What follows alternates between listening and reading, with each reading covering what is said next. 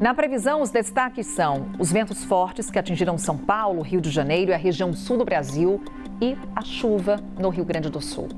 Mais cedo te mostramos o que aconteceu na região sudeste. No Rio de Janeiro, os ventos passaram dos 100 km por hora.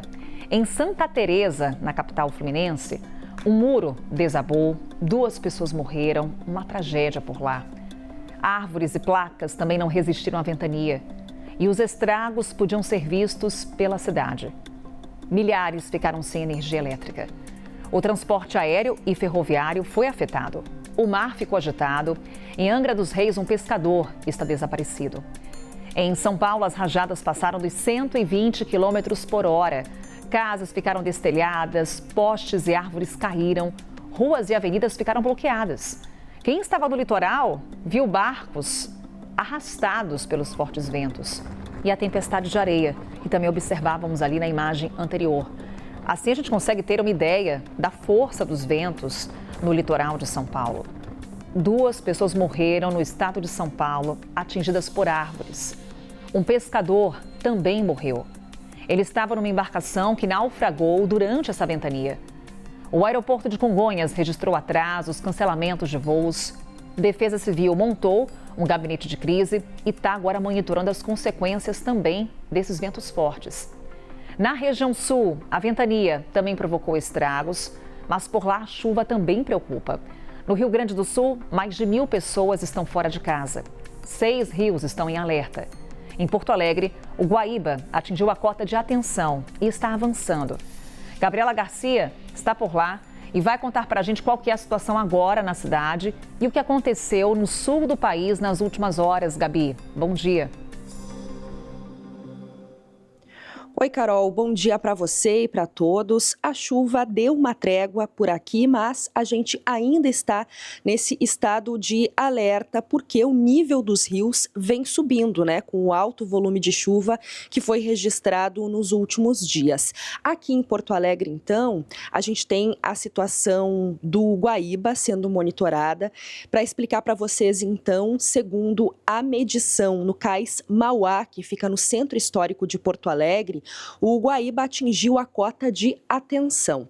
Essa cota de atenção, ela fica abaixo da cota de alerta e da cota de inundação, mas ela indica que áreas mais vulneráveis já podem sofrer com inundações. E é o caso que a gente está observando aqui na região das Ilhas de Porto Alegre, principalmente nas vias, nas ruas que ficam próximas ao lago, né? Vias ribeirinhas já estão com pontos de alagamentos. São áreas que tradicionalmente alagam em relação as cheias, né, do Guaíba. Esses locais já registram pontos de alagamentos tradicionalmente, agora também estão com alguns pontos já onde a água invadiu as ruas. Bom, a expectativa da Defesa Civil aqui de Porto Alegre é que o Guaíba continue em elevação gradual até o sábado, mas que não ultrapasse nem a cota de alerta, nem a cota de inundação no centro histórico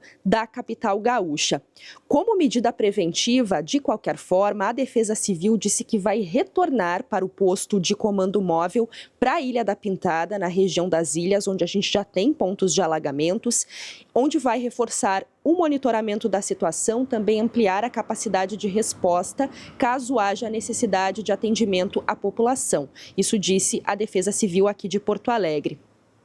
A gente também tem dados compilados pela Defesa Civil Nacional. Segundo o governo federal, a situação de emergência nos municípios gaúchos de São Sebastião do Caí e Feliz foi reconhecida, então esses municípios tiveram situação de emergência reconhecida pela Defesa Civil Nacional, foram afetados pelas chuvas dos últimos dias, esses 2 municípios, e a gente traz também informações sobre o nível dos rios, né, aqui no Rio Grande do Sul. A gente tem, então, alertas de inundação nesse momento, emitidos pela Defesa Civil do Estado para cidades como Eldorado do Sul, Bom Retiro do Sul, Taquara, Encantado, Lajeado, São Sebastião do Caí, Montenegro, Gravataí, Itaqui, Uruguaiana, Campo Bom, São Leopoldo. Em alguns municípios, inclusive, a água já invadiu ruas com histórico de alagamentos. Esses alertas, então, de inundação são válidos até hoje, dia 30 de julho. Dados da Defesa Civil Nacional também apontam que até o momento 360 cidades foram afetadas pelas chuvas dos últimos dias aqui no Rio Grande do Sul, 395 pessoas desabrigadas, 914 desalojadas e 8 pessoas feridas. A gente não teve registro de nenhuma morte por causa das chuvas desses últimos dias. Os principais danos observados, a gente relembra aqui, destelhamentos, destruição de casas, em relação ao tornado, por exemplo, que a gente teve na região noroeste, também alagamentos, queda de árvores, de postes, falta de energia elétrica e também prejuízos, danos à infraestrutura pública.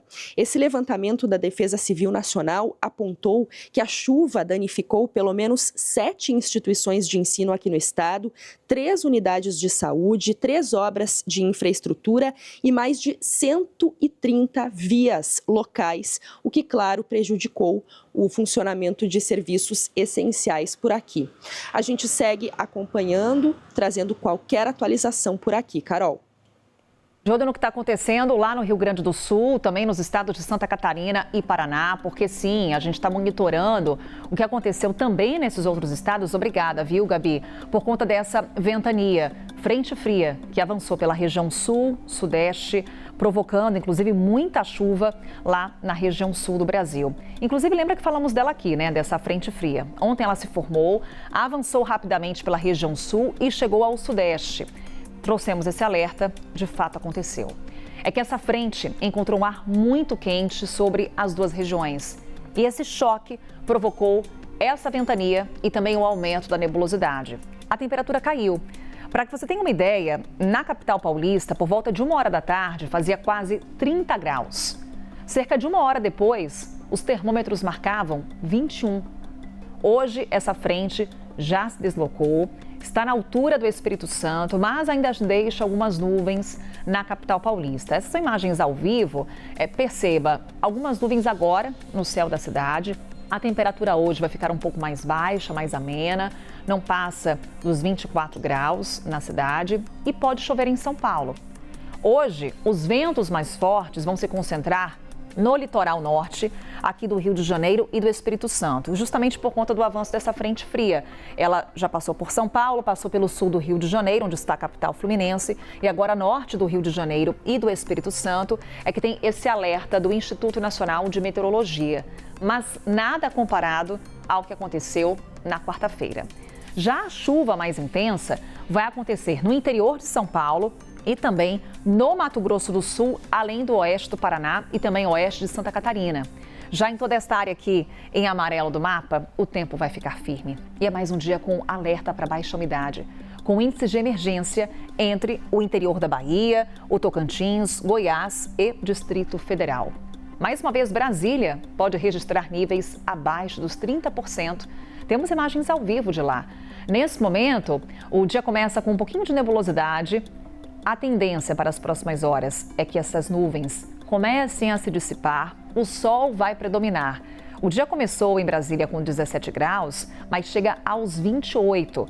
Pelo menos nas próximas 2 semanas, não tem previsão de chuva lá em Brasília. Temperatura sobe à tarde em Brasília e também em outras capitais do Brasil. Voltamos aqui para o nosso mapa para te mostrar o que acontece lá em Cuiabá, por exemplo.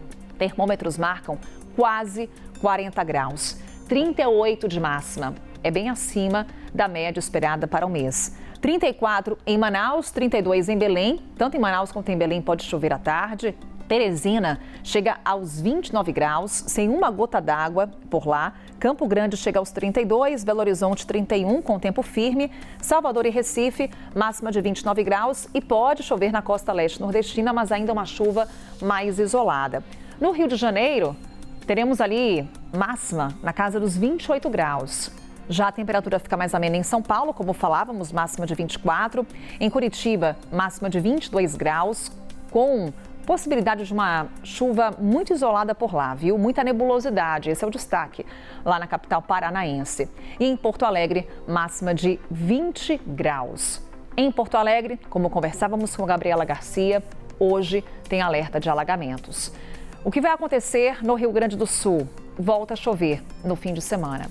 As chuvas tendem a voltar para todo o estado gaúcho, com destaque para o nível dos rios, que já está elevado. Então, essa chuva que volta a cair a partir de sábado lá no Rio Grande do Sul pode provocar transtornos. É uma chuva que pode ser intensa, mas é claro que vamos detalhando nos próximos dias o que deve acontecer por lá.